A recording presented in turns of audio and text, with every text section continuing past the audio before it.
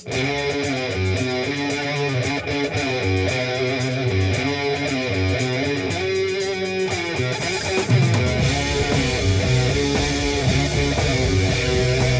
and welcome to Observing the Sabbath. I am your host, Nathaniel Molnar. I'm joined once again by Johnny Gifford. Johnny, thanks for being here. Always a pleasure, Nathaniel. Thank you for having me. It's always great to have you on board. So this is our first video together for Volume 4. So I've already done videos for Wheels of Confusion. I did it for Tomorrow's Dream. I did it for Changes. And now we are continuing on through the album with FX. One of the most interesting instrumentals that Black Sabbath has ever done. And I wanted to do a standalone video because in the past I have wrapped in some of the instrumentals in with some of the other songs. I wanted to do a standalone video for this because I think there's a lot to unpack here, and I think there's a lot of specific insight that you'll be able to give into this song, being a guitar player yourself. And I can very loosely attribute that term to myself. Very, very, very loosely. But it's a very interesting piece, but we'll get into it in just a second. So let's kick things off with, let's listen to FX. You ready? Let's do it. Yeah. And now. So as we're listening, Johnny, do you want to just kind of point out what you're hearing? Yeah, I'm basically just hearing someone takes a guitar, they lay it down on a table, and then they just drop stuff on it, and they add a little echo effect to it. It's like they're just kind of tapping something on it right now. But then later on, they kind of start dropping stuff on it. Just like, I know the song started with like Tony Iommi's cross he was wearing around his neck. He like accidentally hit the guitar, and they were like, oh, let's just like make a track with that. Yeah. But then they just, from what I know, they just started like dropping other stuff on it at that point. And they added that really quick delay to it too. So it gives it this kind of like mystical, like, it keeps moving, you know, it keeps moving. But it's like at the same time, it's kind of suspenseful and kind of like, it sets kind of like a weird tone. It definitely is a good build up to Supernaut, the Quiet Before the Storm, you know. Definitely. It's kind of eerie, I guess is the word I was looking for. It is very eerie, and I love the build up. Like it starts very slow, and then it's kind of just adding more and more layers on top of each other. Do you know the other part of the story behind this song? I don't think so. So, yes, part of it is that Tony Iommi's, his cross fell on it, created the initial sound, and they went from there. The other part of it is that when they were making this song, they were incredibly drunk, and that's the end of the song. They were incredibly drunk, completely coked out of their minds, and without them really knowing exactly how it happened, they all ended up completely naked while recording that song. And we're just fucking around with the guitar, completely naked, completely drunk and coked out of their minds. And that's how you get FX. Wow. What a beautiful story. But I think that is just one of... And there's a very similar kind of instrumental piece when you get the Sabotage called Don't Start Too Late, where they kind of just fuck around with the guitar, make some interesting noises, and you get just a nice little piece in the middle of the album, or at the very beginning. But I really like something like this on the album because it to me, it just kind of shows that while they're making a lot of songs, like especially if you look at Paranoid and Master of Reality, they are creating these songs that are taking the world by storm. They're becoming iconic pieces of music that people are still talking about and recognizing 50 years later that are like a staple of music and they in themselves, without them really knowing, created an entire genre of music.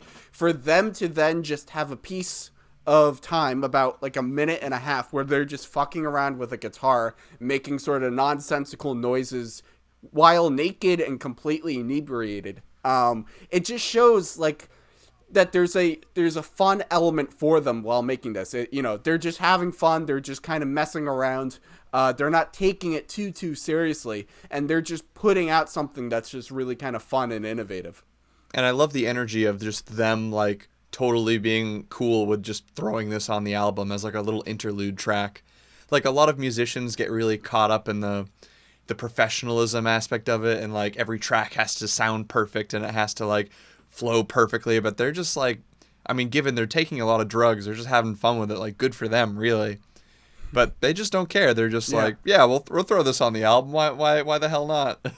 And honestly, it makes for a really interesting sound, especially if you go into it just like you listen to this album, you don't really know what it's gonna sound like going into it. It's just another element that helps set the tone for who Black Sabbath is in general, and especially leading up to like the next couple of songs that they're gonna like just smash right into, which the center of their albums are always like the most explosive parts, I think. Yeah. From what I remember. Because we have Snowblind and Supernaut in the middle of this album, and so this is really setting the stage for like what's to come next. It's like your little introduction. Definitely. And I think also coming off of Changes, where you kind of have like a more emotional song and a slower song. I always say that each album has the slow song. Changes is definitely that slow song on Volume 4. Yep. So you're coming off of Changes, where it's much more slower pace. You have the piano. And so that's definitely a change of pace for what Sabbath is. And then you go from that into this. It's kind of like you're going from you have like a whole array of emotions that you're kind of experiencing all within a span of a few different songs. You go from like the solemn, the sad song Changes into FX, which is a little bit more eccentric and kind of strange, and then you go right into Supernaut, which is just jam-packed and full of energy. Yep. So I think FX, I've read online some people don't really care for FX, which I can understand to an extent. Like if you're listening to Volume 4, say on Spotify, where you have individual songs, I can understand FX is just kind of like one that's there and it doesn't really produce much. But I would say if you're listening to Volume 4 as a record and you just sit it down on your record player and listen to it all the way through, it has a nice flow to it, and FX is just like an interesting little side tangent on the album that just kind of goes off into this little bit, and then it just picks right up and goes right into Supernaut. And I do think it has it works very well as a very nice flow transition right into Supernaut. Exactly, and I'm sure they probably could care less about that at the time of them making it. It was more like just to throw in there as a joke, like I was saying earlier. But the fact that we can look at this album and the way that they put that in there, the spot that they put that in there, and just the overall flow that it gives the album, and we're still talking about this like however many years later, means that they definitely did something right. Yeah, definitely. And I think that kind of speaks to the immortality of music and art, really, where something that can just be in the moment, you're completely drunk, completely high, and you're just fucking around with a guitar. Yeah, I think I cut out for a naked. moment. Yeah. Yes. Completely drunk, completely high, completely naked, just fucking around with a guitar, and that will be immortalized and forever. That as long as there are people listening to music, and as long as people choose to listen to Black Sabbath, they're gonna hear that. And I think that's something about art that I've always been drawn to, that something can be set in stone and just exist. And it really doesn't ultimately matter what are the circumstances or the context around something being set into stone. All that matters is what's there. And so it's nice to kind of know like the story behind FX, but at the end of the day, all that really exists is FX.